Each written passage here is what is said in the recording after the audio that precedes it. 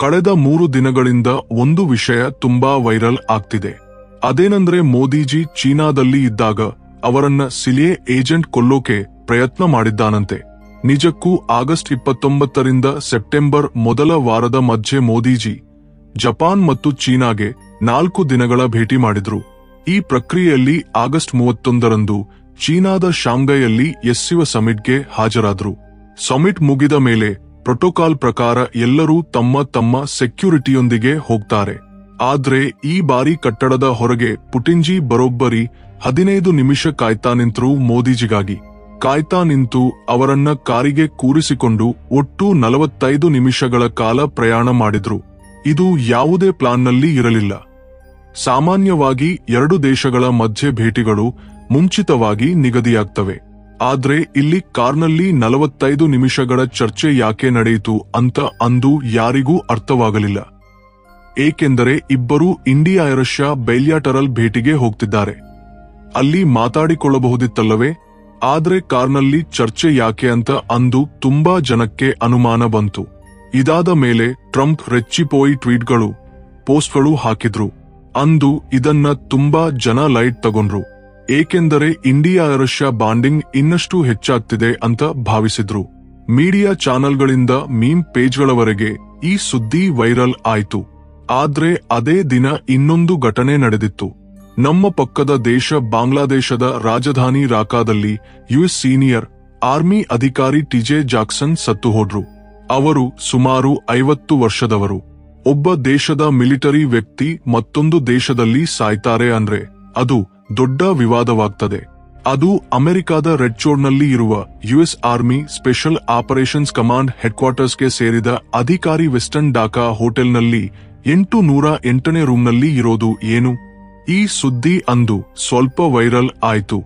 ಏಕೆಂದರೆ ಬಾಂಗ್ಲಾದೇಶದಲ್ಲಿ ವಿದ್ಯಾರ್ಥಿ ಪ್ರೊಟೆಸ್ಟ್ಗಳ ನಂತರ ಅಲ್ಲಿ ಅಮೆರಿಕನ್ ಸೀನಿಯರ್ ಆರ್ಮಿ ಅಧಿಕಾರಿ ಇರೋದು, ಅವರು ಸಾಯೋದು, ಅಲ್ಲಿನ ಗಲಾಟೆಗಳಿಗೂ ಸರ್ಕಾರ ಬದಲಾವಣೆಗೂ ಇದೇ ಕಾರಣ ಅಂತ ಎಲ್ಲರೂ ಭಾವಿಸಿದ್ರು. ದ ಸಂಡೇ ಗಾರ್ಡಿಯನ್ ಅನ್ನೋ ನ್ಯೂಸ್ ಏಜೆನ್ಸಿ ಅವರ ಸಾವಿನ ಹಿಂದಿನ ಸುದ್ದಿಯನ್ನ ಕವರ್ ಮಾಡಿತ್ತು. ಅವರು ಬಾಂಗ್ಲಾದೇಶದಲ್ಲಿ ಪೊಲೀಸ್ ದಾಖಲೆಗಳನ್ನು ಪರಿಶೀಲಿಸಿದ್ರು. ಆ ದಾಖಲೆಗಳ ಪ್ರಕಾರ ಅವರು ಹೋಟೆಲ್ಗೆ 2 ದಿನ ಮೊದಲೇ ಚೆಕ್ ಇನ್ ಆಗಿದ್ರು. ಆದ್ರೆ ಅವರು ತಿಂಗಳುಗಳಿಂದ ಬಾಂಗ್ಲಾದೇಶದಲ್ಲೇ ಇದ್ದರು. ಬಿಜಿನೆಸ್ ಟ್ರಿಪ್ ಮೇಲೆ ಅಂತ ತಿಳಿದು ಬಂತು. ಸಾಯೋ ದಿನ ಹೋಟೆಲ್ನ ಸಿಸಿಟಿವಿ ಫೂಟೇಜ್ ಪರಿಶೀಲಿಸಿದ್ರು. ಅದರಲ್ಲಿ ಯಾವುದೇ ಅನಿಯಮಿತ ಚಟುವಟಿಕೆ ಕಂಡುಬರಲಿಲ್ಲ. ತಕ್ಷಣ ಅವರ ದೇಹವನ್ನ ಲಾಕಾದ ಯುಎಸ್ ಎಂಬಸಿಗೆ ಕೊಟ್ಟರು. ಇಲ್ಲಿ ನಾವು ಸ್ವಲ್ಪ ಯೋಚಿಸಬೇಕು. ಒಬ್ಬ ವ್ಯಕ್ತಿ ರಹಸ್ಯವಾಗಿ ಸಾಯ್ತಾರೆ ಅಂದ್ರೆ ಅವರ ದೇಹಕ್ಕೆ ಆಟಾಪ್ಸಿ ಮಾಡಿ ನಂತರ ಕೊಡ್ತಾರೆ. ಆದ್ರೆ ಇಲ್ಲಿ ಯಾವ ಪ್ರೋಟೋಕಾಲ್ ಅನುಸರಿಸಲಿಲ್ಲ. ನೇರವಾಗಿ ಯುಎಸ್ ಎಂಬಸಿಗೆ ಕೊಟ್ಟರು. ಪೊಲೀಸ್ ದಾಖಲೆಗಳಲ್ಲಿ ಸಾವು ನೈಸರ್ಗಿಕ ಅಂತ ಹೇಳಿದ್ರು. ನಂತರ ದ ಸಂಡೇ ಗಾರ್ಡಿಯನ್ ವರದಿಗಳ ಪ್ರಕಾರ ಈ ವ್ಯಕ್ತಿ ಸಾಮಾನ್ಯ ಸೈನಿಕನಲ್ಲ, ಅಮೆರಿಕನ್ ಆರ್ಮಿಯಲ್ಲಿ ಮುಖ್ಯ ಪಾತ್ರ ನಿರ್ವಹಿಸುತ್ತಿದ್ದರಂತೆ. ನಂತರ ಅವರಿಗೆ ಗೊತ್ತಿರೋ ತುಂಬಾ ಜನ ಅವರ ಲಿಂಕ್ಡ್ಇನ್ ಪ್ರೊಫೈಲ್ ಬಗ್ಗೆ ಹೇಳಿದ್ರು. ಅದರಲ್ಲಿ 20 ವರ್ಷಗಳ ಕಾಲ ಅಮೆರಿಕನ್ ಮಿಲಿಟರಿಯಲ್ಲಿ ಕೆಲಸ ಮಾಡಿದ್ದು, ಏಷ್ಯಾದಲ್ಲಿ ಬಹು ಯುದ್ಧ ನಿಯೋಜನೆಗಳು ಮತ್ತು ತಾತ್ಕಾಲಿಕ ಕರ್ತವ್ಯಗಳನ್ನ ಪೂರೈಸಿದ್ದು ಇತ್ತು. ಆದ್ರೆ ಸಮಸ್ಯೆ ಏನಂದ್ರೆ ಅವರ ಲಿಂಕ್ಡ್ಇನ್ ಪ್ರೊಫೈಲ್ನಲ್ಲಿ ಇತ್ತೀಚೆಗೆ ಒಂದು ಪೋಸ್ಟ್ ಹಾಕಿದ್ರು. ಅದು ಅವರು ಮೊದಲು ಎಂದು ಪೋಸ್ಟ್ ಹಾಕದಿದ್ದರು. ಅಲ್ಲದೆ ಸೆಪ್ಟೆಂಬರ್ 1 ತಾರೀಕಿನಲ್ಲಿ ಯುಎಸ್ ಆರ್ಮಿ ಸ್ಪೆಷಲ್ ಆಪರೇಷನ್ಸ್ ಕಮಾಂಡ್ನ ಸ್ಪೋಕ್ಸ್ ಪರ್ಸನ್ ಎಲ್ಲಾ ಪ್ರಸ್ತುತ ಸೇವೆಯಲ್ಲಿರೋ ಸಿಬ್ಬಂದಿ ಲೆಕ್ಕದಲ್ಲಿದ್ದಾರೆ ಮತ್ತು ಇದ್ದಾರೆ ಅಂತ ಹೇಳಿಕೆ ಕೊಟ್ರು. ಕಮಾಂಡ್ಗೆ ನಿಯೋಜಿತರಾದವರು ಎಲ್ಲರೂ ಜೀವಂತವಾಗಿದ್ದಾರೆ ಅಂತ ಹೇಳಿದ್ರು. ಆದ್ರೆ ಈ ಸತ್ತ ವ್ಯಕ್ತಿ ಅವರಿಗಾಗಿ ಕೆಲಸ ಮಾಡ್ತಿದ್ದನಾ ಅಥವಾ ಮೊದಲು ಮಾಡಿದ್ದನಾ ಅಂತ ದೃಢಪಡಿಸಲಿಲ್ಲ.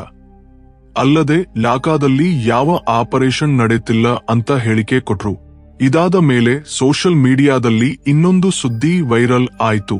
ಅದೇನಂದ್ರೆ ಈ ಘಟನೆ ನಡೆದ ಕೆಲವು ದಿನಗಳಲ್ಲೇ ಢಾಕಾದ ಮತ್ತೊಂದು ಹೋಟೆಲ್ನಲ್ಲಿ ಟಾಪ್ ಐಎಸ್ ಏಜೆಂಟ್ ಪಾಕಿಸ್ತಾನದ ಏಜೆಂಟ್ ಸತ್ತು ಕಂಡುಬಂದಿದ್ದಾನಂತೆ. ಆದ್ರೆ ಅದರ ಹಿಂದಿನ ಸುದ್ದಿ ಎಲ್ಲೂ ಬರಲಿಲ್ಲ. ಇಲ್ಲಿಯವರೆಗೆ ಈ 2 ಘಟನೆಗಳನ್ನ ಎಲ್ಲರೂ ಪ್ರತ್ಯೇಕವಾಗಿ ನೋಡಿದ್ರು. ಆದ್ರೆ ಎಸ್ಸಿಒ ಸಮಿಟ್ನಿಂದ ಹಿಂತಿರುಗಿ ಮೋದಿಜಿ ಒಂದು ಭಾಷಣದಲ್ಲಿ ನಾನು ಜಪಾನ್ ಮತ್ತು ಚೀನಾ ಭೇಟಿ ಮಾಡಿ ಬಂದಿದ್ದೇನೆ ಅಂತ ಹೇಳಿದಾಗ ಎಲ್ಲರೂ ಚಪ್ಪಾಳೆ ತಟ್ಟಿದ್ರು. ಅಂದು ಅವರು ನಾನು ಹೋಗೋಕೆ ಚಪ್ಪಾಳೆ ತಟ್ಟಿದ್ದೀರಾ ಅಥವಾ ಹಿಂತಿರುಗಿ ಬಂದಿದ್ದಕ್ಕೆ ತಟ್ಟಿದ್ದೀರಾ ಅಂತ ತಮಾಷೆಗೆ ಕೇಳಿದ್ರು. ಹೀಗಾಗಿ ಇದು ಈ ಘಟನೆಯ ಟರ್ನಿಂಗ್ ಪಾಯಿಂಟ್. ಮೋದಿಜಿ ತುಂಬಾ ತಮಾಷೆಗೆ ಮಾತಾಡ್ತಾರೆ, ಆದ್ರೆ ಸಾವಿನ ಬಗ್ಗೆ ಇಷ್ಟು ಸುಲಭವಾಗಿ ಮಾತಾಡೋದಿಲ್ಲ. ಈಗ ಮಾತಾಡಿದ್ದಕ್ಕೆ ಅರ್ಥ ಹುಡುಕೋದು ಶುರುವಾಯಿತು. ಅಂದು ಎಲ್ಲವೂ ತಿಳಿಯಿತು. ಈಗ ಥಿಯರಿ ಏನಂದ್ರೆ ಇಂಡಿಯಾ ಅಮೆರಿಕ ಹೇಳಿದ್ದನ್ನ ಕೇಳ್ತಿಲ್ಲ. ರಷ್ಯಾ ಮತ್ತು ಚೀನಾದೊಂದಿಗೆ ಸಂಬಂಧ ಹೆಚ್ಚಿಸ್ತಿದೆ. ಬಾಂಗ್ಲಾದೇಶ, ಶ್ರೀಲಂಕಾ, ನೇಪಾಳದಲ್ಲಿ ನಡೆದಂತೆ ಇಂಡಿಯಾದಲ್ಲೂ ಅಮೆರಿಕ ಗಲಭೆ ಸೃಷ್ಟಿಸಿ ಅಧಿಕಾರ ಬದಲಾಯಿಸಲು ಯತ್ನಿಸ್ತಿದೆ ಅಂತ. ಆದ್ರೆ ಇಂಡಿಯಾದಲ್ಲಿ ನಡೆಯದೆ ಇದಕ್ಕೆ ಬದಲಾಗಿ ಮೋದಿಜಿಯನ್ನ ಕೊಲ್ಲೋಕೆ ಯತ್ನ ಅಂತ ಥಿಯರಿ ಶುರುವಾಯಿತು. ಡಾಟ್ಗಳು ಸಂಪರ್ಕವಾದವು. ಎಲ್ಲಿಂದಂದ್ರೆ ಬೈಲಿಯಾಟರಲ್ ಭೇಟಿಗೆ ಹೋಗ್ತಾ ಇದ್ದ ಪುಟಿನ್ ಮತ್ತು ಮೋದಿಜಿ. ಅಲ್ಲಿ ಮಾತಾಡದೆ ಒಂದೇ ಕಾರ್ನಲ್ಲಿ ಮಾತಾಡೋದು. ಪುಟಿನ್ಜಿ ಮೋದಿಜಿಗಾಗಿ ಕಾಯೋದು. ಅವರಿಗೆ ಕಾಯೋ ಅವಶ್ಯಕತೆ ಇರಲಿಲ್ಲ. ಭೇಟಿಗೆ ಹೋಗ್ತಿದ್ದಾರೆ, ಅಲ್ಲೇ ಭೇಟಿ ವಿಸ್ತರಿಸಬಹುದಿತ್ತಲ್ಲವೇ? ಒಬ್ಬ ದೇಶದ ಅಧ್ಯಕ್ಷ ಅಥವಾ ಪ್ರಧಾನಿಗೆ ಪ್ರೋಟೋಕಾಲ್ ತುಂಬಾ ಮುಖ್ಯ. ಅವನ್ನ ಸುಲಭವಾಗಿ ಮೀರೋದಿಲ್ಲ. ನಮ್ಮ ಸೆಕ್ಯೂರಿಟಿ ಏಜೆನ್ಸಿ ಅಥವಾ ಅವರ ದೇಶದ ಸೆಕ್ಯೂರಿಟಿ ಒಪ್ಪೋದಿಲ್ಲ. ಅಂತಹದ್ದರಲ್ಲಿ ಇಂತಹ ಕಿರು ಸಮಯದಲ್ಲಿ ಇಂಡಿಯನ್ ಸೆಕ್ಯೂರಿಟಿಯಿಂದ ಅನುಮತಿ ಪಡೆದು ಮೋದಿಜಿ ಹೋಗೋದು ಏನು? ಇನ್ನೊಂದು, ಮೋದಿಜಿ ಮತ್ತು ಪುಟಿನ್ಜಿ ಒಂದೇ ಭಾಷೆ ಮಾತಾಡಿದ್ರು. ಮಧ್ಯೆ ಅನುವಾದಕರು ಇರ್ತಾರೆ. ಆದ್ರೆ ಈ ಕಾರ್ನಲ್ಲಿ ಕಾಣಿಸಿಲ್ಲ. ಕೇವಲ ಮೋದಿಜಿ ಮತ್ತು ಪುಟಿನ್ಜಿ ಮಾತ್ರ ಇದ್ದರು. ಅದೇ ಸಮಯದಲ್ಲಿ ಅಮೆರಿಕನ್ ಟಾಪ್ ಏಜೆಂಟ್ ಒಬ್ಬ ಇಂಡಿಯಾ ಪಕ್ಕದ ಬಾಂಗ್ಲಾದೇಶದಲ್ಲಿ ಸತ್ತು ಕಂಡುಬಂದಿದ್ದು. ಅಮೆರಿಕ ನಮ್ಮಲ್ಲಿರೋ ಸಕ್ರಿಯ ಸಿಬ್ಬಂದಿ ಯಾರೂ ಸಾಯಲಿಲ್ಲ ಅಂತ ಘೋಷಿಸೋದು. ನಂತರ ಅದನ್ನ ಸಾಬೀತುಪಡಿಸೋ ಹಾಗೆ ಅವರ ಅಕೌಂಟ್ನಲ್ಲಿ ಒಂದು ಪೋಸ್ಟ್ ಬರೋದು. ಇವೆಲ್ಲ ಒಂದು ಸೀಕ್ವೆನ್ಸ್ನಲ್ಲಿ ನಡೆದ ಹಾಗೆ ಕಾಣ್ತು. ಡಾಟ್ಗಳು ಸಂಪರ್ಕವಾದವು. ಎಲ್ಲ ಡಾಟ್ಗಳು ಒಟ್ಟಾಗಿ ಬಂದವು. ಆದ್ರೆ ಇಲ್ಲಿ ಥಿಯರಿ ಏನಂದ್ರೆ, ಈ ಅಮೆರಿಕನ್ ಸಿಎ ಮತ್ತು ಐಎಸ್ ಮಾಡ್ತಿದ್ದ ಆಪರೇಷನ್ ಬಗ್ಗೆ ನಮ್ಮ ಇಂಡಿಯನ್ ರಾ ಮತ್ತು ರಷ್ಯಾದ ಎಸ್ವಿಆರ್ ಖಾರಿಂಗ್ ಇಂಟೆಲಿಜೆನ್ಸ್ ಸರ್ವಿಸ್ ಒಟ್ಟಾಗಿ ತಿಳಿದುಕೊಂಡು ನಂತರ ಎಲ್ಲರೂ ಒಟ್ಟಾಗಿ ಈ ಆಪರೇಷನ್ ಮಾಡಿ ಅಮೆರಿಕನ್ ಏಜೆಂಟ್ನ ಬಾಂಗ್ಲಾದೇಶದಲ್ಲಿ ಕೊಂದು ಹಾಕಿದ್ರು ಅಂತ ಥಿಯರಿ. ಆದ್ರೆ ಇದು ನಿಜ ಅಂತ ಹೇಳೋಕೆ ಯಾವ ಪುರಾವೆ ಇಲ್ಲ.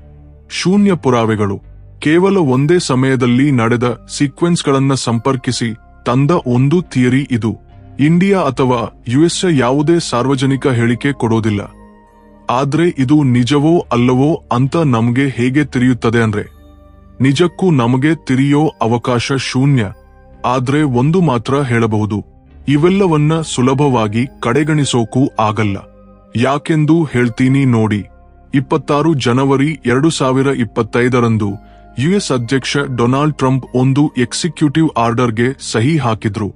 ಅದೇನಂದ್ರೆ, ಯುಎಸ್ ಸ್ಟೇಟ್ ಡಿಪಾರ್ಟ್ಮೆಂಟ್ ಮತ್ತು US agency for international development ಯುಎಸ್ಐಡಿಯಿಂದ ಇತರ ದೇಶಗಳಿಗೆ ಹೋಗ್ತಿದ್ದ ವಿದೇಶಿ ನೆರವು ಹಣವನ್ನ ಸಸ್ಪೆಂಡ್ ಮಾಡ್ತೀವಿ ಅಂತ ಘೋಷಿಸಿದ್ರು. ಇದು ಅಮೆರಿಕ ಇತಿಹಾಸದಲ್ಲಿ ಒಂದು ದೊಡ್ಡ ಕ್ರಮ. ಯಾಕೆಂದು ಎಚ್ಚರಿಕೆಯಿಂದ ಕೇಳಿ. ದ ಕಾರಿಂಗ್ ಅಸಿಸ್ಟೆನ್ಸ್ ಆಕ್ಟ್ 1961ರ ಅಡಿಯಲ್ಲಿ ಯುಎಸ್ಐಡಿ ಸ್ಥಾಪನೆಯಾಯಿತು. ಅದರ ಮುಖ್ಯ ಉದ್ದೇಶ ಯುಎಸ್ ವಿದೇಶಿ ನೆರವು ಕಾರ್ಯಕ್ರಮಗಳನ್ನ ನಿರ್ಧರಿಸೋದು. ಇದನ್ನ ಶುರು ಮಾಡಿದ ಸಮಯ ಕೋಲ್ಡ್ ವಾರ್ ಕಾಲ. ಅಂದು ಪ್ರಪಂಚದ ಮೇಲೆ ರಷ್ಯಾ ಪ್ರಾಬಲ್ಯ ಕಡಿಮೆ ಮಾಡೋಕೆ, ಕಮ್ಯುನಿಸಂ ಹರಡದಿರಲಿ ಅಂತ ಇತರ ದೇಶಗಳಲ್ಲಿ ಪ್ರಗತಿಪರ ಅಭಿವೃದ್ಧಿ ಉದ್ದೇಶಗಳಿಗೆ ಹಣ ಕೊಡ್ತಾರೆ. ನಿಮ್ಗೆ ಅರ್ಥವಾಗೋ ಹಾಗೆ ಹೇಳೋದಾದ್ರೆ, ಒಂದು ದೇಶದಲ್ಲಿ ಒಂದು ಚಾರಿಟಿ ಶುರು ಮಾಡಿ ಅಲ್ಲಿಗೆ ಹಣ ಕಳಿಸಿ ಅಭಿವೃದ್ಧಿಗೆ ಬಳಸ್ತಾರೆ. ಇದು ಪುಸ್ತಕದಲ್ಲಿ ಇರುವ ಉದ್ದೇಶ. ಆದ್ರೆ ನಿಜವಾಗಿ ನಡೆಯುತ್ತಿದೆಯಾ ಅಂದ್ರೆ ಇಲ್ಲ. ಯುಎಸ್ಐಡಿ ಮೂಲತಃ ಶುರು ಮಾಡಿದ್ದು ಒಂದು ದೇಶದ ರಾಜಕೀಯ ಅಧಿಕಾರವನ್ನ ಕೊಳ್ಳೋಕೆ. ಕೊಳ್ಳಲಾಗದಿದ್ದರೆ ತಮಗೆ ಬಂದವರನ್ನ ಅಧಿಕಾರದಲ್ಲಿ ಇರಿಸೋಕೆ ಬಳಸ್ತಾರೆ. ಈ ಹಣ ಒಂದು ದೇಶವನ್ನ ನಾಶ ಮಾಡೋಕೆ ಹೆಚ್ಚು ಬಳಸ್ತಾರೆ. ವೈಟ್ ಹೌಸ್ ವೆಬ್ಸೈಟ್ನಲ್ಲಿ ಹಾಕಿದ ಒಂದು ಶೀಟ್ ಪ್ರಕಾರ ಟೆರರಿಸ್ಟ್ ಸಂಘಟನೆಗಳಿಗೆ ಸಂಬಂಧಿಸಿದ ನಾನ್ ಪ್ರಾಫಿಟ್ ಸಂಸ್ಥೆಗಳಿಗೆ ಯುಎಸ್ ಹಣ ಕಳಿಸುತ್ತದೆ. ಉದಾಹರಣೆಗೆ, ಚಾರಿಟಿ ಹೆಸರಲ್ಲಿ ಏಷ್ಯಾದಲ್ಲಿ ಇರುವ ಅಲ್ಖೈದಾ ಸಂಬಂಧಿತ ಯೋಧರಿಗೆ ಹಣ ಕೊಡ್ತದೆ. ಇನ್ನಷ್ಟು ದಾರುಣ ಏನಂದ್ರೆ, ಮುಂಬೈ ದಾಳಿಯಲ್ಲಿ 6 ಅಮೆರಿಕನ್ನರು ಸತ್ತರು. ಅದಕ್ಕೆ ಹಣ ಕೊಟ್ಟಿದ್ದು ಯಾರು ಗೊತ್ತಾ? ಈ ಅಮೆರಿಕನ್ ಯುಎಸ್ ಸೈಡ್ ಅಂದರೆ ಅಮೆರಿಕನ್ ತೆರಿಗೆ ಪಾವತಿದಾರರು. 1983ರಲ್ಲಿ ಅಧ್ಯಕ್ಷ Ronald Reagan national endowment for democracy (NED) ಸ್ಥಾಪಿಸಿದ್ರು. ಇದನ್ನ ಸಿನೆ ಡೈರೆಕ್ಟರ್ ವಿಲಿಯಂ ಕೇಸಿ ಸಹಾಯದೊಂದಿಗೆ ರೂಪಿಸಿದ್ರು. 1967ರಲ್ಲಿ ರಾಂಪರ್ಸ್ ಮ್ಯಾಗಜಿನ್ ಒಂದು ಹಗರಣ ಬಯಲಿಗೆಳೆಯಿತು. ಸಿಎ ವಿದೇಶಿ ವಿದ್ಯಾರ್ಥಿ ಸಂಘಗಳು ಫೌಂಡೇಶನ್ಗಳಿಗೆ ರಹಸ್ಯವಾಗಿ ಹಣ ಕೊಡ್ತಿದೆ ಅಂತ. ನಂತರ ಸಿನಿಯ ನೇರ ಹಣ ಕೊಡೋದನ್ನ ಕಡಿಮೆ ಮಾಡಿ ಎನ್ಇಡಿ ಮೂಲಕ ಈ ಕೆಲಸ ಮುಂದುವರಿಸುತ್ತದೆ. ಎನ್ಇಡಿ ವಿದೇಶಿ ದೇಶಗಳಲ್ಲಿ ರಾಜಕೀಯ ಸಂಸ್ಥೆಗಳು, ಚಾರಿಟಿಗಳಿಗೆ ಬೆಂಬಲ ಕೊಡ್ತದೆ. Venezuela, Cuba, Brazil, democratic republic of Congo ನಂತಹ ದೇಶಗಳಲ್ಲಿ ಸಾಮಾಜಿಕ ಅಸ್ಥಿರತೆ ಸೃಷ್ಟಿಸೋದರಲ್ಲಿ ಇದರ ಪಾತ್ರ ಇದೆ ಅಂತ ಆರೋಪಗಳಿವೆ. 2022-2023ರಲ್ಲಿ ಮಾತ್ರ ಎನ್ಇಡಿ ಸುಮಾರು $1 ಬಿಲಿಯನ್ ಖರ್ಚು ಮಾಡಿತ್ತು. ಇದು ತುಂಬಾ ದೇಶಗಳ ಸರ್ಕಾರಗಳನ್ನ ಬದಲಾಯಿಸಬಲ್ಲ ಶಕ್ತಿ.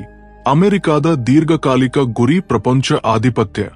ಸೌತ್ ಏಷ್ಯಾದಲ್ಲಿ ಇಂಡಿಯಾ ತನ್ನ ಪ್ರಭಾವದಲ್ಲಿರಬೇಕು ಅಂತ ಬಯಸ್ತದೆ. ಹೀಗಾಗಿ ಇಂಡಿಯಾವನ್ನ ಮಿಲಿಟರಿಯಾಗಿ ಬಲಪಡಿಸ್ತದೆ. ಆದ್ರೆ ಅತಿಯಾಗಿ ಬೆಳೆಯದಿರಲಿ ಅಂತ ಪಾಕಿಸ್ತಾನ ನಂತಹ ದೇಶಗಳಿಗೆ ಸಹಾಯ ಕೊಡ್ತದೆ. ಕಳೆದ 11 ವರ್ಷಗಳಲ್ಲಿ ಇಂಡಿಯಾ ಅಮೆರಿಕ ಸಲಹೆಗಳನ್ನ ಸಂಪೂರ್ಣ ಅನುಸರಿಸದೆ ರಷ್ಯಾದೊಂದಿಗೆ ಆಯುಧ ಒಪ್ಪಂದಗಳು ಮಾಡಿಕೊಳ್ತಿದೆ. ಇದರಿಂದ ಅಮೆರಿಕ ಇಂಡಿಯಾದಲ್ಲಿ ತನಗೆ ಅನುಕೂಲಕರ ಸರ್ಕಾರ ರಚಿಸಲು ಯತ್ನಿಸುತ್ತಿದೆ ಅಂತ ವಾದಗಳಿವೆ. ಎನ್ಜಿಒಗಳು, ವಿದ್ಯಾರ್ಥಿ ಸಂಘಗಳು ಪ್ರೊಟೆಸ್ಟ್ಗಳ ಮೂಲಕ ರಾಜಕೀಯ ಅಸ್ಥಿರತೆ ಸೃಷ್ಟಿಸೋ ಪ್ರಯತ್ನಗಳು ನಡೆದಿವೆ. ಪ್ರಧಾನಿ ಮೋದಿಜಿಯ ಮೇಲೆ ದಾಳಿ ಪ್ರಯತ್ನಗಳು ಇರಬಹುದು ಅಂತ ಕೆಲವರು ಊಹಿಸ್ತಾರೆ. ಆದ್ರೆ ಇವು ಇಲ್ಲಿಯವರೆಗೆ ವಿಫಲವಾಗಿವೆ. ಈ ವಿಷಯಗಳು ಭವಿಷ್ಯದಲ್ಲಿ ಸಂಪೂರ್ಣ ಬಯಲಾಗಬಹುದು. ಹೀಗಾಗಿ ಸ್ನೇಹಿತರೆ, ಈ ವಿಡಿಯೋ ನಿಮ್ಗೆ ಇಷ್ಟವಾದ್ರೆ ಲೈಕ್ ಮಾಡಿ, ನಿಮ್ಮ ಸ್ನೇಹಿತರಿಗೆ ಶೇರ್ ಮಾಡಿ. ಅದೇ ರೀತಿ ಇಂತಹ ಇನ್ನಷ್ಟು ವಿಡಿಯೋಗಳು ನೋಡಬೇಕಾದ್ರೆ ನಮ್ಮ ಚಾನೆಲ್ನ ಈಗಲೇ ಸಬ್ಸ್ಕ್ರೈಬ್ ಮಾಡಿಕೊಳ್ಳಿ.